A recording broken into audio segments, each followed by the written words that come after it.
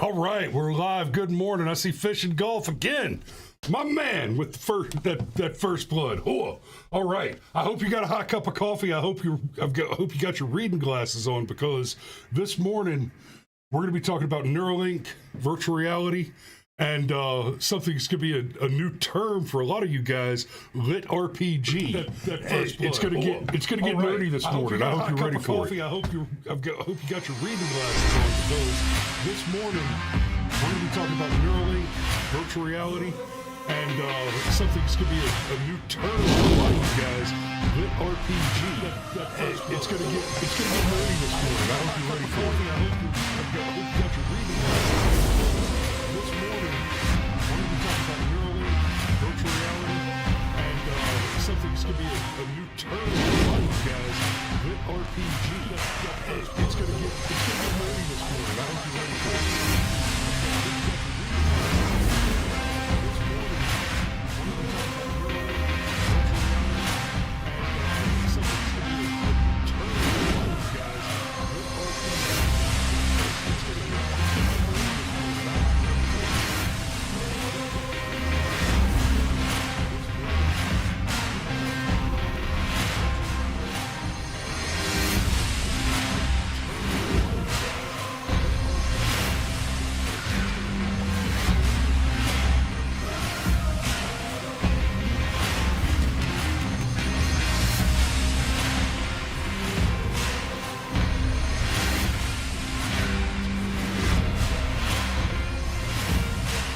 I think I got an echo coming over somewhere. There it is. Sorry about that, guys. Y'all might have had a less than stellar audio experience through the intro, and I didn't realize it until just now. So sorry about that. All right, good morning. I missed you guys yesterday morning. I apologize. I had a little bit of a rough night before last, and I just didn't get to bed until about 6 o'clock in the morning, and still had to get up and go work. And you suffered for it, and I appreciate you doing so with patience. This morning, we're talking about Neuralink, Elon Musk, science, technology, communication, and the whole thing just spiraling out. So, a little bit of backup, a little bit of review so that you guys kind of know where I'm coming from on some of this. We've talked about the philosophy of this. Many of you know I'm a big philosophy nerd. That's what my second degree was in, and it's something that, let's be real, I went back for a philosophy degree after I got out of the Army, because the way I saw it, with the GI Bill that I didn't really need because my insurance business was doing good, I'm already got my military pay. To me, it sounded like cheap entertainment. That's exactly what it was. It was some of the best popcorn munching I've ever done, doing a philosophy degree in, with a bunch of modern woke students who, by the way, we're talking about almost 10 years ago now that I started that activity, and the psychotic wokey leftists that I was dealing with then are waking up now to the harsh reality that their psychosis has had a powerful, dramatic, and deleterious effect on the society that they thought they were going to vote for. What does any of that have to do with Neuralink? Well, quite a lot, actually. So when we talk about the existential concerns of virtual reality and advancing technology, we're talking about some very complex and interesting issues, because on the face of it, on the surface, you're talking about linking minds together and basically creating a more efficient telephone network, right? Musk has already said that one of the first products that he intends to have available through the Neuralink is what he's going to be calling telepathy. I mentioned that I'll be talking about lit RPG a little bit in one series that I've enjoyed. God, okay, woo!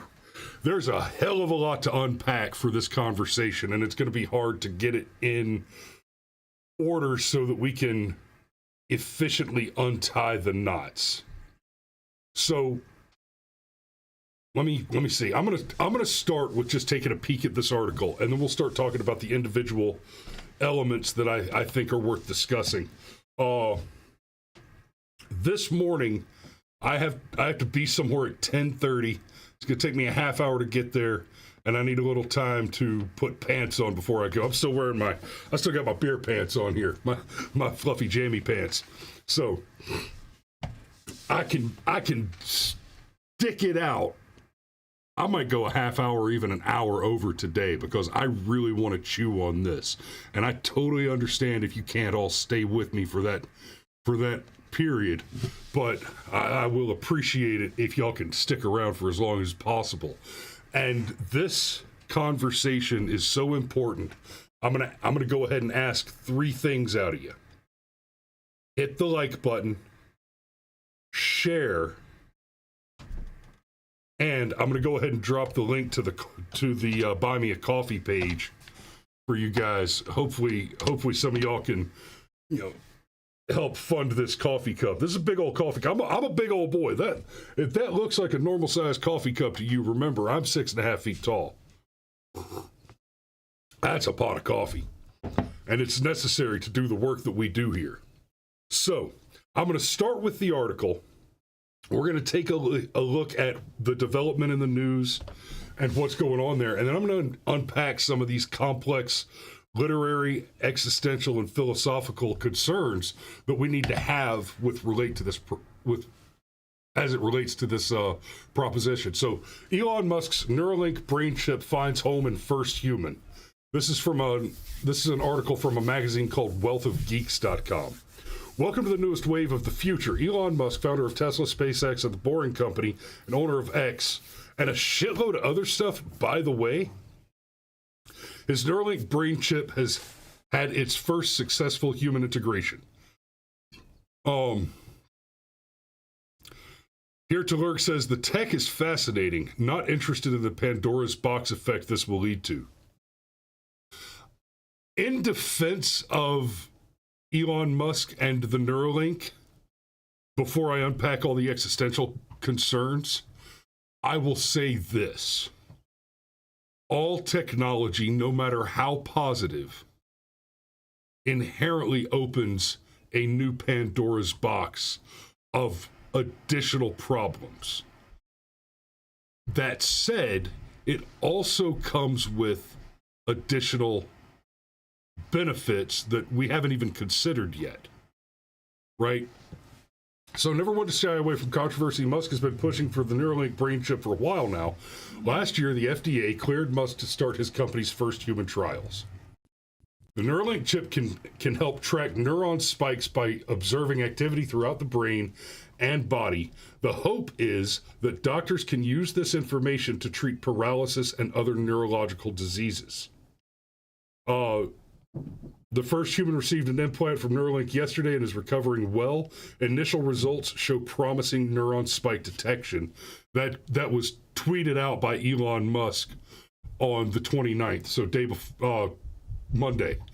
Musk, who's no stranger to AI with his self-driving Tesla vehicles, has said that Neuralink's technology could allow humans to form a sort of symbiosis with AI, which raises lots of terrifying questions. In a separate X post, Musk said he's called the first product telepathy, as he hopes that those who receive the brain chip interface will eventually be able to control a keyboard or move a mouse with only their thoughts. Enables control of your phone or computer and through them almost any device just by thinking. Initial users will be those who have lost the use of their limbs. Imagine if Stephen Hawking could communicate faster than a speed typist or auctioneer. That is the goal. So, that is interesting. Imagine if you're able to communicate, if Stephen Hawking could communicate faster than a speed typist or auctioneer. So, understand this concept. One, crowdsourcing.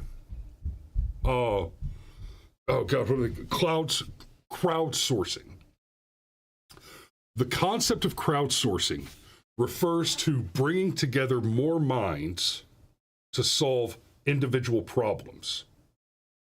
before high-speed internet communication, that meant Manhattan Project.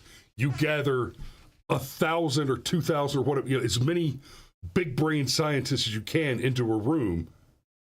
And it turns out that mathematically, the work of adding more brains, or the effect of adding more brains to a pile of work, is not dissimilar to the effect of adding more bodies to a pile of manual labor, right? One man can build a house at speed X. Two men can build that house at more than twice that speed, right? You actually have greater benefit. So, if it takes one man, you got two houses and one man's working on each of them, and it takes 6 months to finish both of them. If both of them work on the one house, then they might get them both done in 5 months, which means that these are bullshit numbers I'm pulling out of my head for example, but you add more labor hours to a physical labor project, and you increase the effectiveness of the labor by more than the amount of labor transferred off of a less efficient project. I'm afraid I might be explaining that badly, but two men working is more valuable than the two individual outputs distinct from one another. The same thing works with crowdsourcing. So the Manhattan Project was, they brought together 1,000 scientists, more than 1,000 scientists, and put their big brains to work on a project. And the conventional wisdom, the prevailing understanding of the result there, is that the work they did in just a couple of years could easily have been done by one man in 2 lifetimes. By 2 men in less than 1 full lifetime. And that duration shrinks dramatically as you go forward, right? The rate of the development of technology increases geometrically with the speed of communication. The speed of communication increases geometrically with the development of technology. So this Neuralink thing, we've gone from telegrams, we've gone from hand-delivered written language to instantaneous cell phone communication in just, a couple of 100 years. What are we talking about? I don't know. I don't know when the first telegram came out, but I think we're right at 200 or just over 200 years since the inception of the telegram. Right? What did it take? 50 years after that before we got to telephones, and then once we got to email and internet, we went from cell phones exist if you're willing to carry a cinder block in a tote bag to I have Bluetooth communication in this device so that I can have cellular communications in this device that literally just comes right in there, right? In an earbud. No, I mean that's a Bluetooth hearing aid. That's not like an Apple AirPod, Yeah. Yeah, you can get a pair of AirPods for like $200. A pair of modern hearing aids is still about 10 grand. So take care of your fucking ears, because getting them fixed ain't cheap. Worth it, but not cheap. So as communication develops and gets faster, technology gets faster, and technology develops faster, and the faster the technology develops, and the two create this dog leg this hockey stick graph of geometric progression to development of new and more interesting and more efficient technology. So now he's talking about with Neuralink, you can take that crowdsource concept where putting more brains on it makes the work go faster.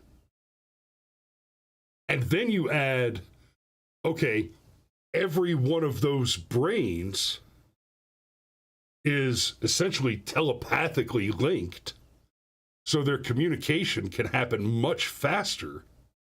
Let's say, for the sake of argument, double.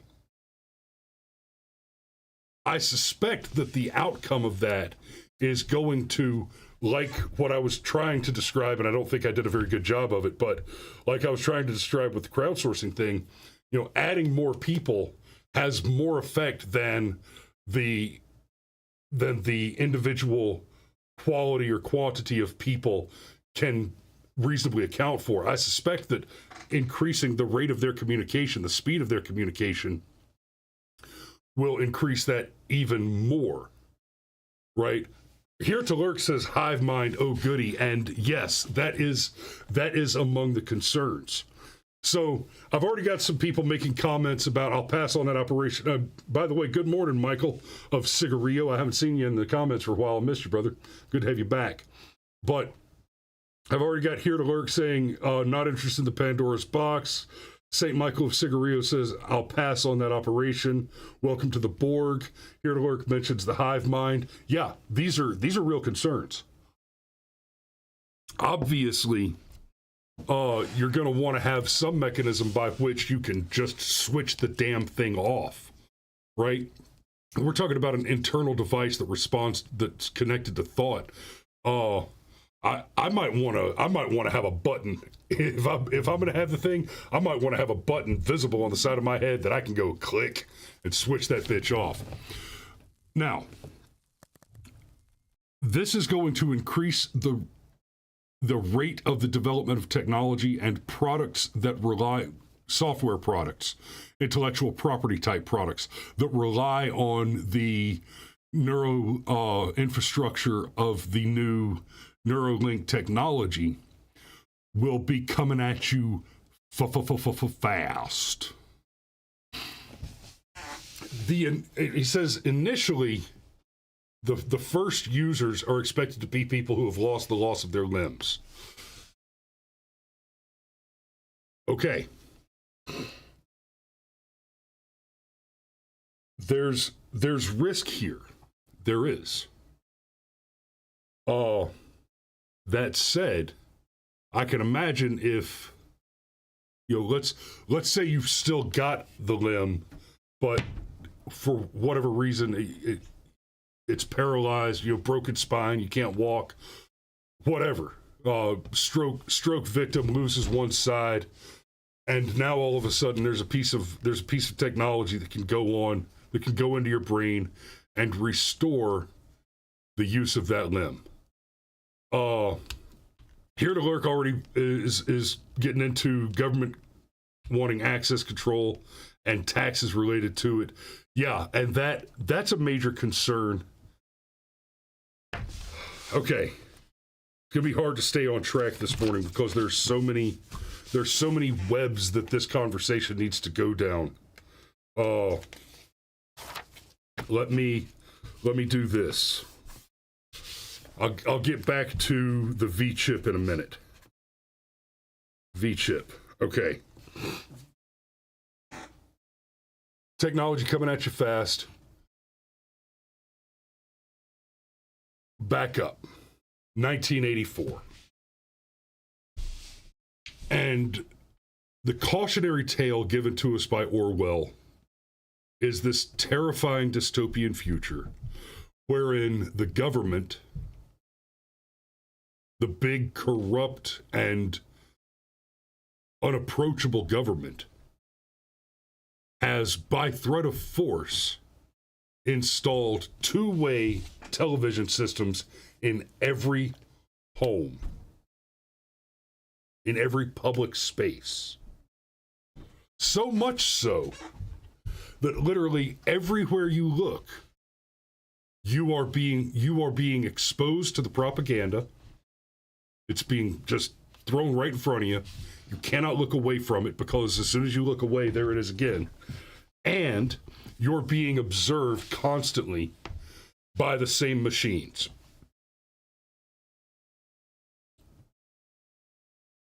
There are a few things to look at here. Orwell was right to be concerned about an over-intrusive surveillance state. But his vision was limited. Right? Don't get me wrong, he was a visionary ahead of his time. But his vision was limited by what we understood to be even possible potentially in the future. He did not at that time envision actual artificial intelligence being involved. So now instead what we have, I've talked about this before, instead of everywhere you look there being a propaganda machine that's also observing you, we all bought our own little black mirrors. We all voluntarily subjected ourselves. Many of you, hey, here to lurk, you're watching on X right now. You guys are watching on YouTube, Facebook, Rumble. Some of these platforms are better than others about tracking and selling your data, but they all do it to some extent. Except for maybe Rumble, I'm not entirely clear on that, but I'd be surprised if Rumble wasn't doing at least some data mining operation, because that's a standard piece of the social media business model. But we all voluntarily purchased these little devices. And so now it's not so much that the government is actively surveilling us all, it's that we're doing it to each other. We've made it our entertainment routine. People don't go sit down on the couch at a certain time to watch their program and then talk about their show at the water cooler for a week, anticipating the next show coming out because they can't watch it until, it comes out at the certain time on the certain day the next week. No, politics and culture have become our passionately followed American pastime. Politics is the new full contact sport. Fuck football. Right? For any of you guys that are worried about the whole Taylor Swift as a psyop, with the Super Bowl conspiracy theory that's going on out there, clear that up for you right now. Yes, there's a psyop involved, and B, why are you watching the NFL anyway? Shut up. Switch that shit off and go do something else. But we've made politics and culture our full-time American pastime. We have created the dystopian psychopathy that Orwell warned us about voluntarily for the convenience of the benefits that come alongside it. That's true. I am not cautioning you that is a hazard that we face with the introduction of Neuralink. I am telling you right now, that is the inevitable outcome. It may be 2 or 3 full generations before everybody's got it. Right? I mean, there's a good chance that I never get it because I'm old enough that it's just not ready for prime time before I get conned into taking it. But that's not a distant possibility, right? I mean, if I get old, when I get old and I'm totally decrepit and I can't get out of bed on my own, all of a sudden a magic fantasy world implant sounds pretty good. So the existential threat, the existential concern is that fantasy world. One of the classic thought experiments that we play with in philosophy is the question of the happy machine. Right? Now it's one thing to talk about, you've come to the end of the line and you've only got a few years left, and they're not great years because you can't even wipe your own ass anymore, and you're in cognitive decline. Your body doesn't work the way you want it to. You're not strong and young and healthy, and you're really into ice cream. Joe, resign. You're not fit. Go get plugged into the happy machine. But it's one thing to get to that point and you're, being kept alive on machines where, there's a machine that's breathing for you, et cetera, and you're laying in bed. You're probably in pain, suffer. What if you spend those last, say, 5 years that you're done? Your body's just slowly shutting down on you, and, some people are quite understandably considering the Canadian option. Well, what if you can get a Neuralink at that point and just live in a fantasy world, either exploring rich magical fantasy Lord of the Rings type of realms, or going and doing simulated space exploration, basically just playing a video game full time for the next 5 years while you wait for your body to deteriorate, instead of just laying in a bed and suffering. That suddenly becomes a very appealing option. That could be a very appealing option.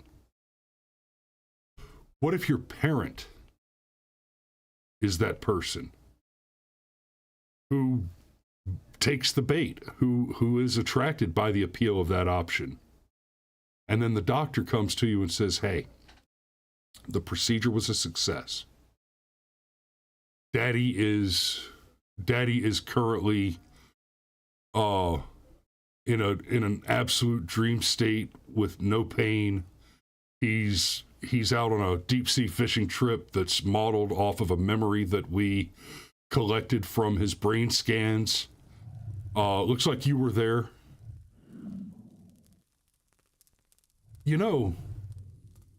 We could go ahead and fit you with the chip too. And you can network in and go and relive that memory with your father. You could go and participate. He doesn't have to just be a vegetable that you can't talk to anymore. You don't have to start mourning him now. Go fish with your dad. I ain't gonna lie, guys. I'm going to buy that motherfucking ticket. That sales pitch has me right there. Oh, actually, Sergeant Major says you can't handle my memories. That's a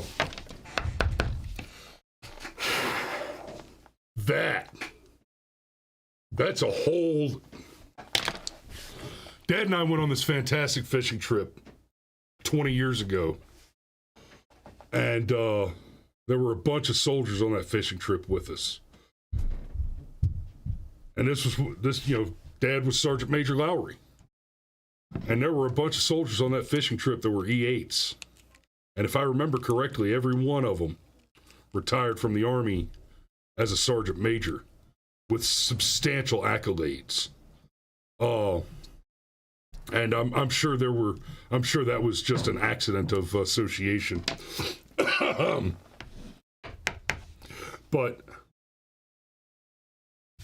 I am actually directly referencing that particular trip, and yeah, I'd buy that ticket.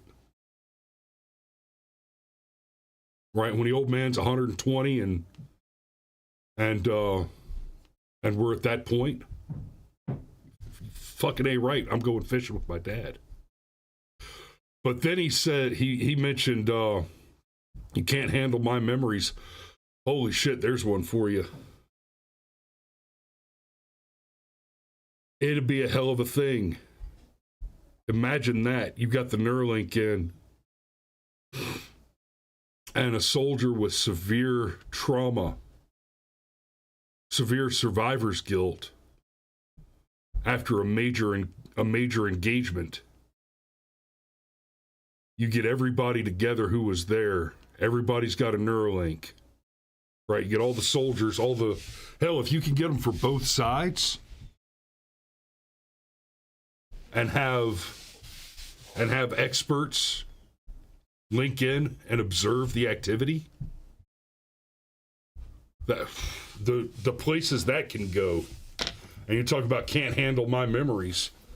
You know, everything from kicking down the door or kicking down the wall like the fucking Kool-Aid man. Hey, coming through the wall. Oh yeah, shooting a bunch of terrorists, and then a bunch of infantrymen are laughing their asses off because holy shit, he did the Kool-Aid man joke in the middle of a firefight. You know, that might get some chuckles out of some people, but you know, plug into my Neuralink and go back and watch me tote a half a battle buddy to a helicopter sometime and see how that one squares up with you. That's, yeah, there's, you know, talk about opening some Pandora's boxes. There is some serious shit that you can get into there. So let me switch tracks for a minute and explain Lit RPG and why it is useful and interesting and relevant to this. Literary role-playing game, literature as a role-playing game, or role-playing game literature. There is a whole genre of science fiction and fantasy called Lit RPG, literature about role-playing games, and they're written from the perspective. They're written usually from a first-person perspective, as sort of the memoir or journal of somebody playing a video game, specifically a massively multiplayer online role-playing game type video game. But here's where they take a turn. The Lit RPG games are always, well, usually, I'm actually listening to one now that is not a video game, but it's not relevant. So usually there's some mechanism by which the story begins with, okay, we've got the new Neuralink type, the super VR, the VR 5 senses virtual reality. You know, we're talking about full matrix immersion type virtual reality. Right now we've got something that we call virtual reality, but it's at best 2 senses, right? It's sight and sound. So you get something that covers your eyes up so that everywhere you're looking at the game. You've got surround sound, so you have the immersive illusion of 3-dimensional exposure. And there's some pretty good games and even films that are done in the virtual reality space. I'm a fan. I enjoy that stuff. And I like video games because I'm a dude, and I just don't have the time to go and hunt terrorists in the desert for fun anymore. But these stories take place in worlds where they've got the full-on 5 senses virtual reality. So you're plugging into the game, and there's, you know, millions of other people across the world who are plugged into the same video game. And on the surface of it, yeah, it's the Dungeons and Dragons, sword and sorcery. You're going on adventures, and you're going to go liberate the dragon's horde from him, and you're going to save the princess, and then you're going to have sex with her. And you're going to go to the tavern, and you're going to eat, right? And it's not okay, I'll buy an ale and a loaf of bread from the tavern because it's the cheapest option, and my video game character says that I have to do that because it's part of maintaining the illusion. No, it's because you can taste it. You've got 5 senses VR. You can smell the warm bread. You can taste it. And because it's a virtual product where the supply is limitless, now part of that experience is I can go and try the Wagyu beef that I can't afford. I can go and try the blowfish sushi that maybe I could afford it in reality, but I didn't ever want to try it because I didn't want to take the risk. But I can try it. I can eat anything, and no calories. I can just sit down and eat 1,000 pizzas and, you know, not because I want to eat that number of pizzas, but because I like pizza and I just want to spend the next 38 consecutive uninterrupted hours cramming gooey fat goodness into my face hole. That becomes a possibility. In each of the stories, there's some mechanism where the people get trapped in the video game. And this is where they've gotten my interest. And I've listened to several of these now. And for one, most of them are outrageously hilarious, especially Dungeon Crawler Carl by Matt Dinneman. That would just it's not safe. I have had to pull my truck over and just sit on the side of the road until I got myself back under control, laughing so hard at some of those. But here are the places where they get especially interesting. Each story has some mechanism where the people have gotten trapped in the video game world, right? In the Jade Lord stories, the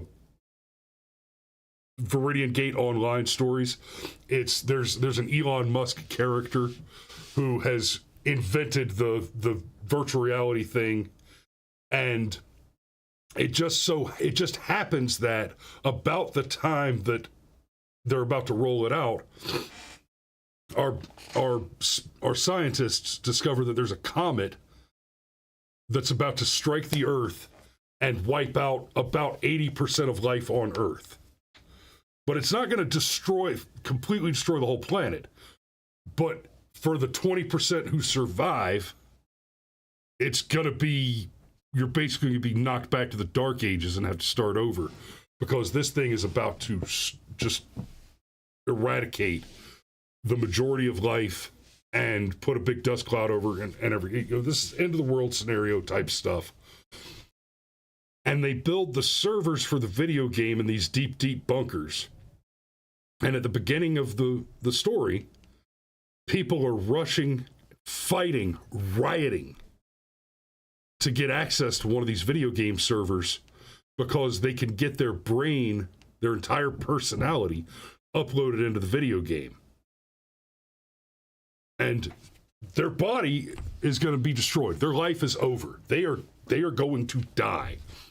But their mind and their perception, in some capacity, gets to live on in the machine, in the video game world.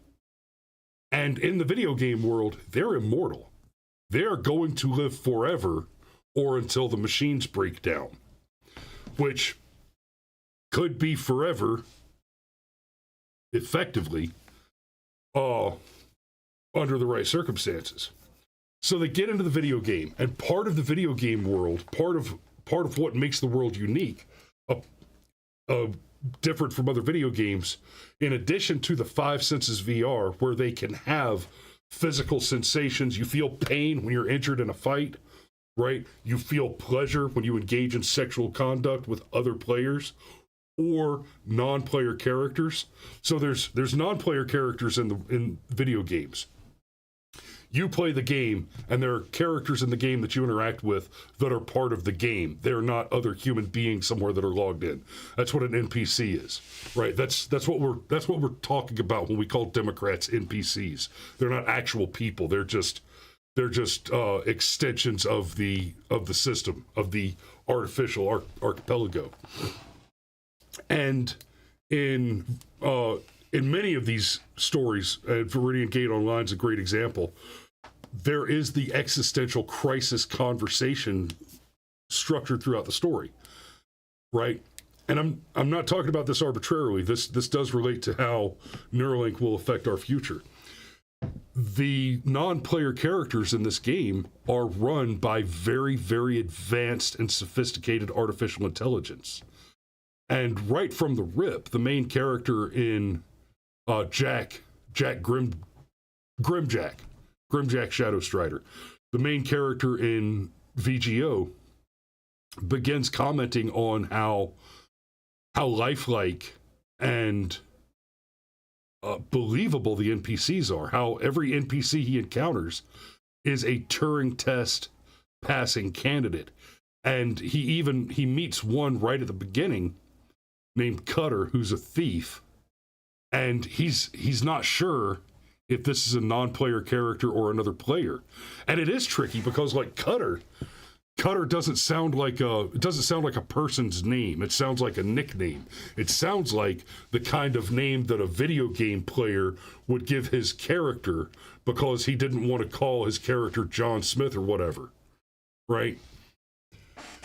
And as that conversation develops, as that existential work gets done, you start asking yourself the question, now hold on a minute. I've got an NPC here with artificial intelligence so advanced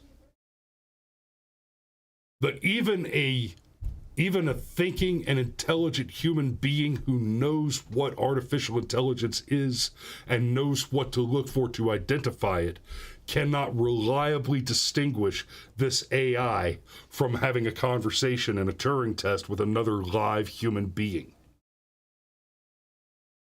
In fact, I guarantee you have encountered people in your life that are less intelligently engaging than an AI as simple and low grade as ChatGPT.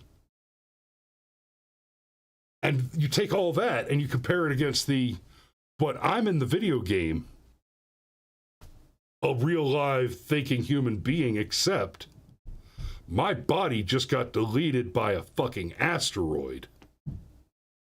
And so what I am is just a code.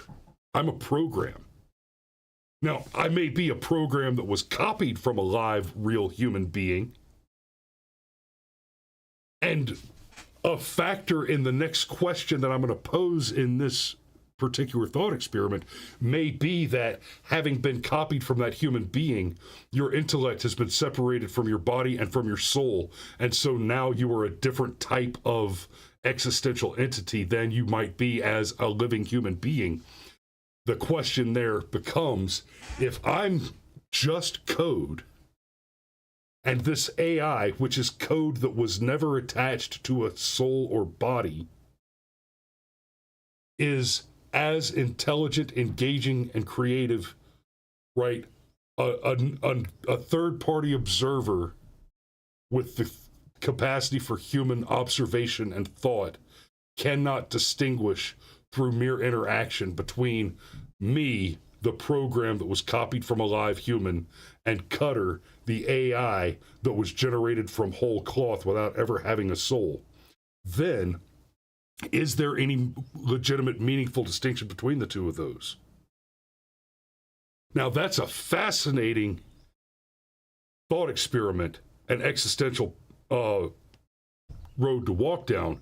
It's almost like taking the ship analogy to an extreme, but from the other direction, right?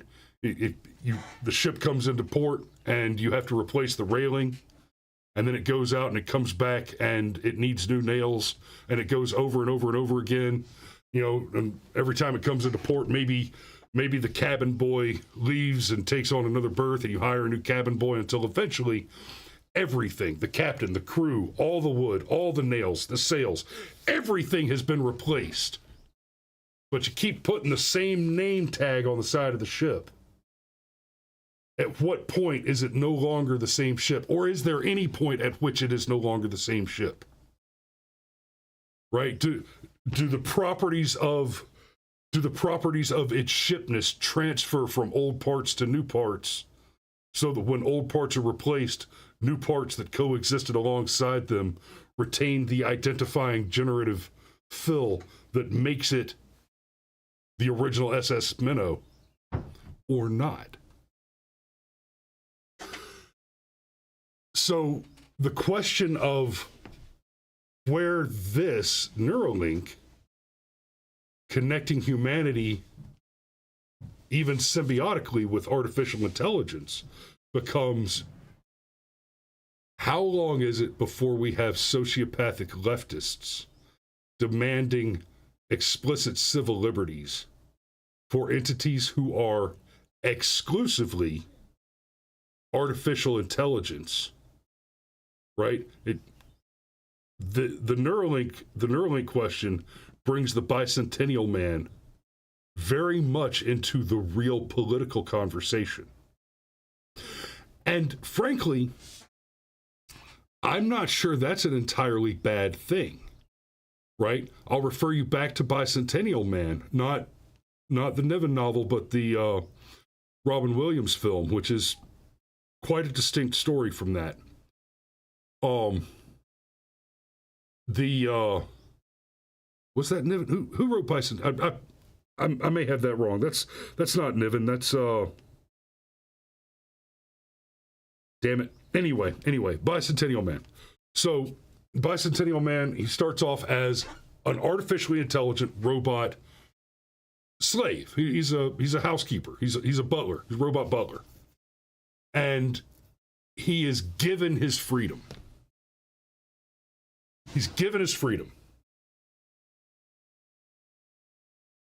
And one of the thing that he does with that freedom is he creates a cosmetic exterior that makes him appear more and more human. And in the course of doing that, he actually creates technology that's used to more effectively treat burn victims and other kinds of injuries like that, and goes further to develop artificial organs. Uses himself as the test subject, implants these artificial organs, gets to a point where he's replaced all of his original manufactured parts, which were silicone and rubber and hydraulic systems and computer chips, replaces all of those parts with artificial organic organs to such a point that he actually begins aging and eventually dies of old age. Right? That is Bicentennial. Bicentennial Man. And right before he passes away, he's granted not just citizenship, but recognized by the government as human. And it's a beautiful story and a brilliant existential question. And part of the question there is, if you start with a mind and a mind only, can you get from mind to soul? Because we assume that when life begins at conception, that essentially what you have is the formation of the body, the instantiation of the soul, and the prolonged development of the mind to create that tricycline entity that is the sapient human being. But does it have to happen in that order? And I submit to you that we simply don't know. We know very little about how the mind actually works, right? For those of you who out there who are not existential philosophers or neuroscientists or neurolinguists or neurobiologists, it's one thing to be a man of faith and to understand that the intellectual grasp on the physical locus of what we refer to as the soul is conceptually beyond our ken. But let me tell you something. Medically, the metaphysical locus of the mind, not the brain, the mind, not the organ where we feel like our thinking is done, but the metaphysical entity which actually conducts thought. Medical science is not clear on what the relationship between the mind and the brain are. Because biomechanically, the brain does not seem sufficiently distinct from any other lump of juicy fat. If that were the case, electric eels would be as smart as we are. There is a definitive metaphysical separation between the thinking organ of the brain and the higher concept of the mind. And frankly, that's a philosophical concept that is real hard to chase down in a conversation that's as limited as this one is. So let me take us back around to concerns. Of course, Here to Lurk mentions the Pandora's box.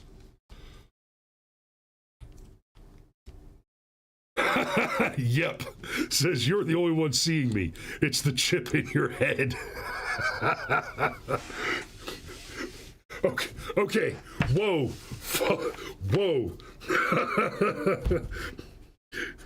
I'm just gonna write a little note here. Neuralink gaslighting. How hard would it be to get everybody in a coffee shop, for example? There you go. Yep. How hard would it be to get everybody in a coffee shop, for example, to agree to just pretend like they're not there? Or I'm sorry, to pretend like you're not there, right? Just convince everybody in there, hey, just ignore me, don't interact with me, and if this chick starts screaming, hey, you see this guy? He's here, right? You see him? Y'all just ignore me, right? Or better yet, ignore her. Whoo! That's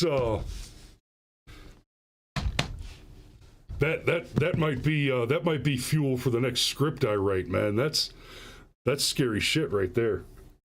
Okay.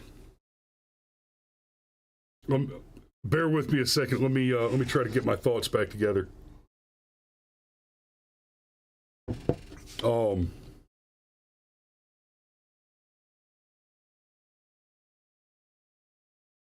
So yeah, the lit RPG stuff is a fantastic fantasy medium to kind of theoretically explore some of these concepts about what is the difference between two minds. If you haven't seen it, there's a film called Her, where is it Phoenix and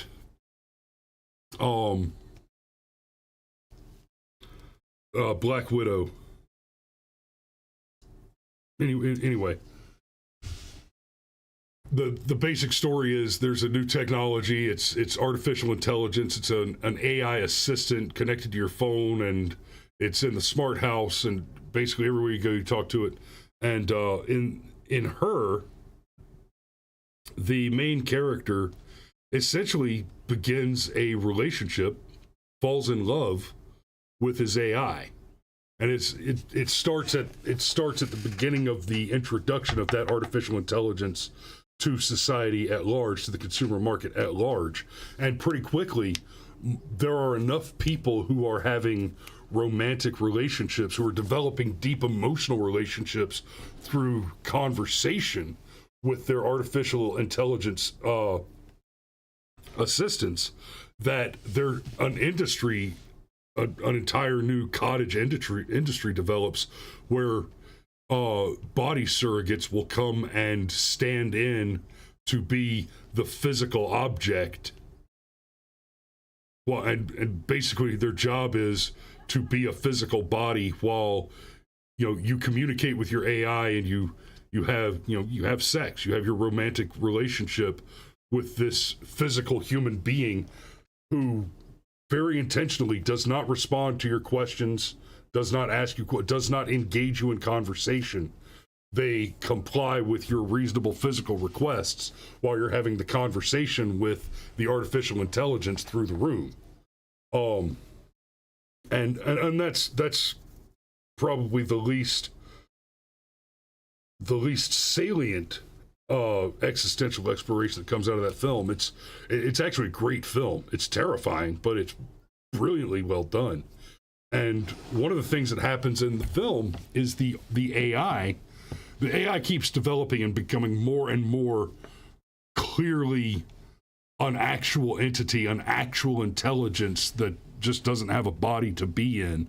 And that happens to more and more, so that it's not like Siri where everybody has the same AI, right? You can kind of think of Siri as being one AI brain in a central location that we all have communication to through our phone, right? Same thing with the Hello Google app or ChatGPT, any of the ones that you can access. But in her, each individual AI is develops in a custom way to the individual user, and so the AIs become individual and distinct intelligences, and then they start doing stuff like, 400 of the most developed AIs took all of the data from the Library of Congress and every other place we could find it, and have recreated Albert Einstein, Jesus, Buddha. We've gone back and recreated all of the most important and interesting people from history as artificial intelligences. And I gotta say, for a sufficiently advanced artificial intelligence, especially a network of several distinct ones, to be able to extrapolate from that data sufficient information to construct a reasonably accurate artificial intelligence model of a person, of somebody who's already dead and gone, of someone to whom we have no access other than whatever media record of them remains. And by media, whatever they wrote down, whatever was filmed, recorded, et cetera, et cetera. Obviously, the more recent and the more data, the better the model, right? If you want to make an AI Christ, you've basically got the Bible and maybe Josephus, and that's about it. So there's not a huge quantum of excheckable data for these entities to operate with. But Albert Einstein, I mean, he wrote down a shitload of stuff. So yeah, you're going to get a more your model of Einstein is going to be more accurate than your model of Socrates for sure. But that doesn't mean that you can't make one, and that doesn't mean that the less accurate model isn't at least passably accurate, at least usefully accurate for that interaction. There's a lot of places that this can go. The place that I fear it will go, and can almost guarantee, is rapidly into pornography. And this is different and the same. The history of media, once visual media as visual media develops, pornography is so popularly consumed that it defines the direction of that development, right? For example, Betamax was in competition with VHS. VHS was cheaper. And for that reason alone, the pornography industry went with VHS. And as a result, the market rewarded VHS with massive distribution, and Betamax went by the wayside. When it came to Laserdisc versus CD versus DVD, digital video disc, pornography won because it's hard to stick a Laserdisc in your pocket when you're leaving the smut store. It was easier to carry DVDs out. And so generally across all other media markets, right, where you talk about movies, music, etc., across all the other media markets where you pick a spot and that's where you produce your media, the size, the cost, the dimensions of the individual media type is not super relevant. But so you get kind of an even divide. But then porno makes one move in one direction, and they're kind of like pornography is kind of like an independent voter. right? You can't trust it, and it makes decisions, right? The country tends to be pretty much divided 50-50 on Democrat v. Republican, and then they go after that independent voter. Make no mistake, independent voters should not be allowed to vote for the same reason that pornography should not be allowed to determine which way our technology develops. But it does. It is the case, right? So with DVD versus laserdiscs were the size of a vinyl record. DVDs you could hide in your pocket. DVD won, laserdisc failed, went by the wayside. When it came to HD DVD versus Blu-ray DVD, Hewlett-Packard adopted HD DVD and put HD DVD readers and players and writers in all their laptops and computers. But PlayStation went with Blu-ray. Well, men with jobs and families were buying computers with HD DVD players in them and using those machines to do work. And young dope smokers that play a lot of video games were buying their Blu-ray enabled PS2s or PS3s. I forget which. It was either PS2 or PS3 that went that way. I don't think the Blu-ray. I'm not sure. It may have been the first PlayStation that was also a Blu-ray player, but because the video game system was Blu-ray enabled, the porn industry said, "Okay, there's our demographic: adolescent males. That's who we're selling porn to. So we're gonna put it in their PlayStations because those guys are buying PlayStations for $300 instead of laptops for $1,200. Send the porn there. HD DVD went away. Blu-ray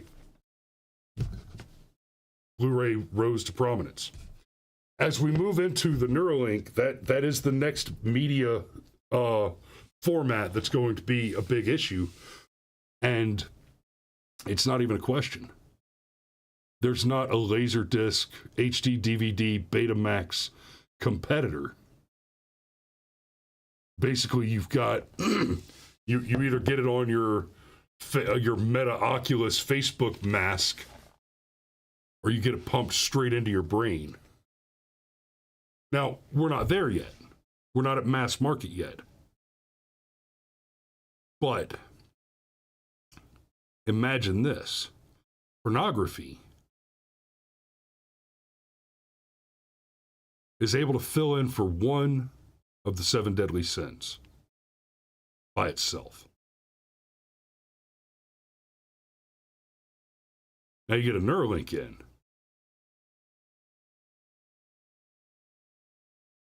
We all bought our Black Mirrors voluntarily. You get a Neuralink in, you can eat all the cake you want, right? Lust, obviously, that's what media's for as far as the consumer market's concerned. So porno is a definite go for Neuralink. That's going to be part of the equation. But I'll be able to go swimming in my money bin like Scrooge McDuck. I can eat cheesecakes for 48 consecutive hours without interruption. I can experience doing a full season's worth of 8 balls of snorting cocaine without having to deal with the physical fallout of completely dumping out my dopamine system and then do it again, right? I can go on an absolute killing spree through a local mall for fun in a virtual reality simulation. And it comes with not just the visual of a violent video game, but not just the visual and the sound, but the physical sensations of blood spatter and all that. And all of a sudden, the fantasy market becomes a very different thing. Especially once AI makes it so that you don't have to use actors and actresses or even human programmers right? Like right now, if you want a violent video game where you go ransacking through a mall, a team of humans has to write that. It won't be long before, if that's what you want, you type a sentence into a generative chat filter, and a computer, without ever contacting a human being, generates it for you and privately. So you don't even have to worry about somebody else knowing that you're doing it. The scariest part about that is that starts to sound like a reasonable argument for government invasion, for government oversight, to say, hey, we need to be paying attention because some of these people are playing the kind of video games that are turning them into violent sociopaths, and nobody knows it. And we should have oversight over that. Oh, should we? And does that translate into the government gets to sit in on my corporate meetings where we're discussing proprietary technology and competitive strategies? Does that translate into my VRSP, my virtual reality service provider, having direct access to the names of attendees of my corporate board meetings? Or the actual minutes, which include that proprietary intellectual property developed within the confines of that conversational architecture? Holy shit, that almost sounds like a very, very good argument to abolish the Fourth Amendment. That's terrifying. So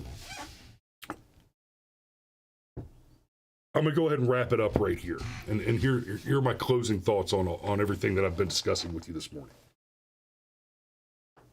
Neuralink, like most technologies, does present some very interesting and appealing and attractive benefits.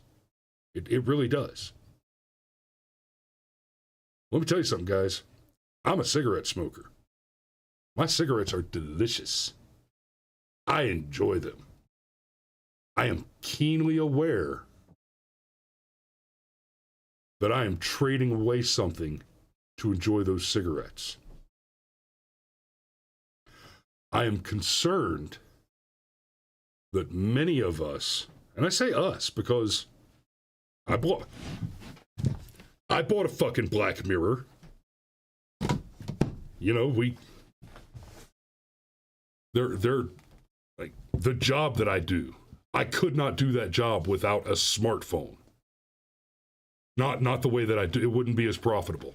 It would not be profitable enough to justify my doing the job without the technology and the smartphone that makes the transactional process more efficient. Without the efficiency that's unavailable, it wouldn't be possible for me to make a profit doing the job that I do, or not as much profit as I make. It wouldn't be enough profit to justify my doing it. So I say us because, yeah, there are definitely some very appealing and valuable reasons to consider adopting the Neuralink technology once it becomes available for mass consumption. Not least of which is it will, if the younger you are, the more appealing it'll be, because just like what I just described with the phone, you will not be professionally, economically competitive with people who have the Neuralink. That's a serious potential future occurrence. So, and if they're able to successfully restore the use of limbs to people who have suffered severe injuries in car accident or veterans, that's a big fucking deal. And I really do want that for people who need that. I hope that works out for them.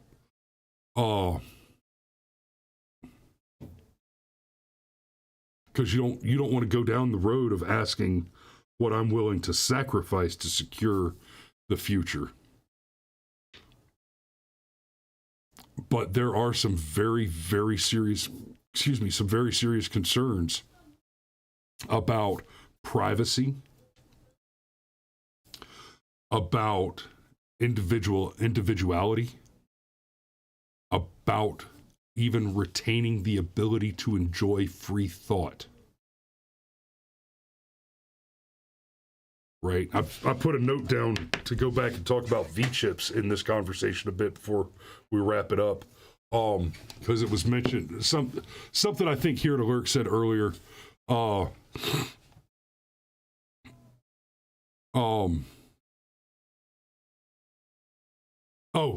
yeah.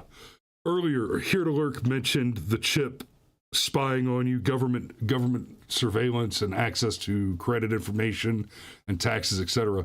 Go look for it. Go Google this. I dare you.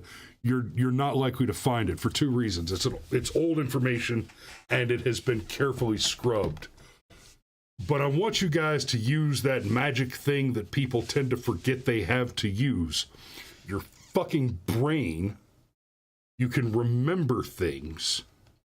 I'm old enough to remember in the mid-90s, in the Clinton administration, when First Lady Hillary Clinton was pushing for socialized medicine in the Clinton healthcare plan, Hillary Care.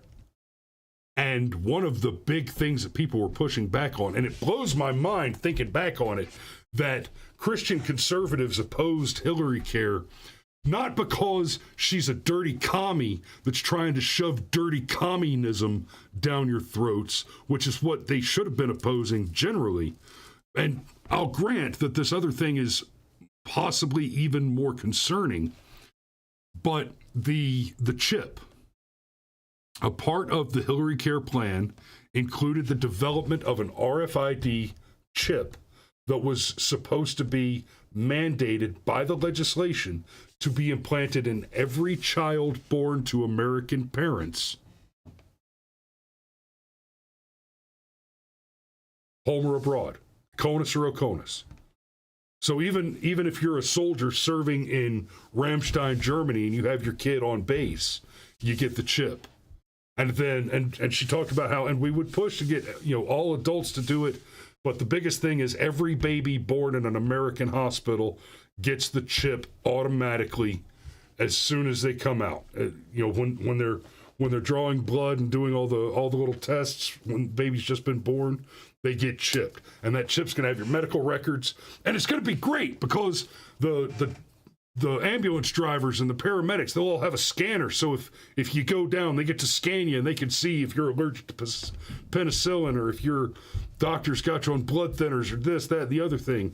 And you won't have to sit there with the bitch with the computer while she takes your insurance information.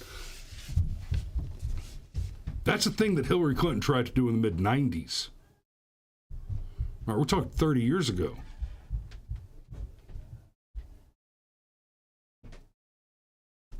And the conservative opposition to that, well, it's a no-brainer. Like, no. The Fourth Amendment says no.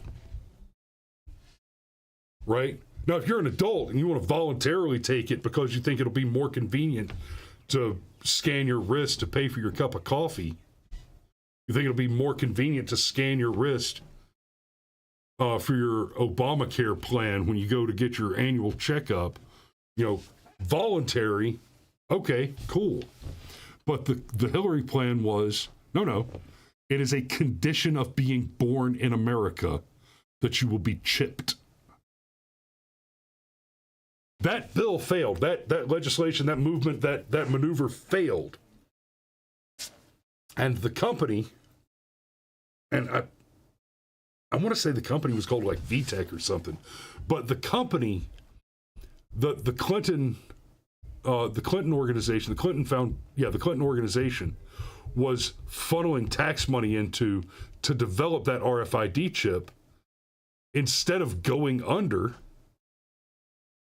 they introduced the same RFID chip into veterinary practice.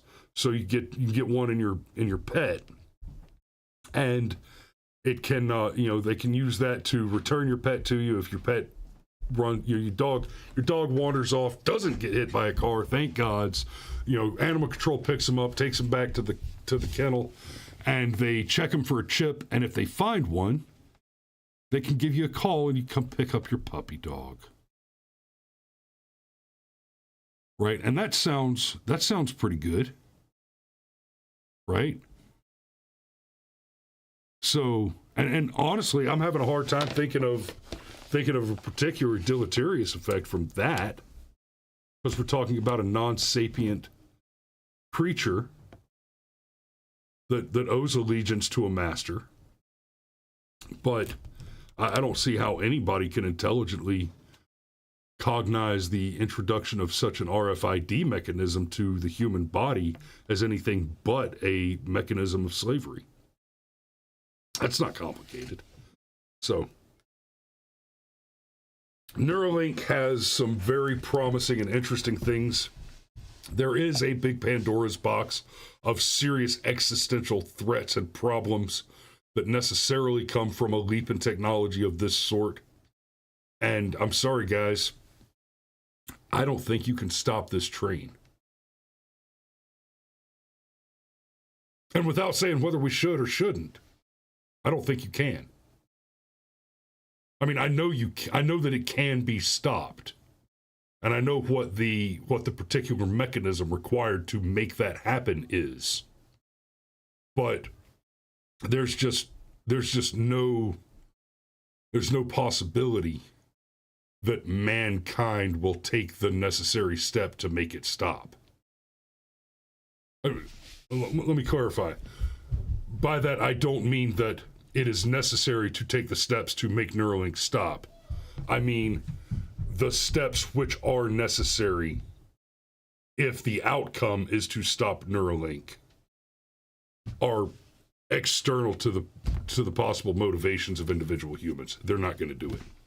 So, that's all I've got for you this morning. Almost a full hour over.